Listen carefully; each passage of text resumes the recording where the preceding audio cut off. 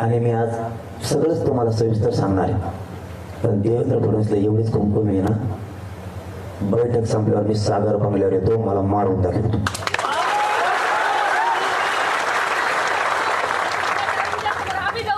तुला माझा बळी घ्यायचा आहे ना, तुला माझा बळी पाहिजे ना, मी तुझ्या सागर बंगल्यावर होतो घे माझा बळी. पण समाजाची इमानदारी मी नाही येऊ शकत. समाजाला ओबीसीतून आरक्षण पाहिजे, तेच घ्यायचंय, घेणार आहे. 10% नाही हात लावून.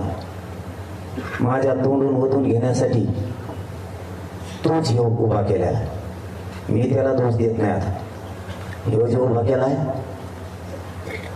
ह्यो त्यानेच उभा केलाय. मुंबईत बसून हे देवेंद्र फडणवीसनेच हटवलेले. तिथून उतरून पत्रकार परिषदा, पत्रकार बांधवावर आणि मीडियावर एवढं दबाव आहे की बच्चू कडूंचा कार्यकर्ता आहे. तो बच्चू कडूला इतक्या वेळेस दाखवलं नसून इतकं त्याला दाखवलं. शब्द ना शब्द, सेकंद सेकंद मीडिया दाखवते. हे फक्त देवेंद्र फडणवीसचा हात याच्या पाठी. त्याला सगळी ताकद दिली. आतल्या सगळ्या गोष्टी बाहेर काढा, हे फक्त देवेंद्र फडणवीसचं काम आहे. त्याच्यात काही समन्वय सुद्धा आहे.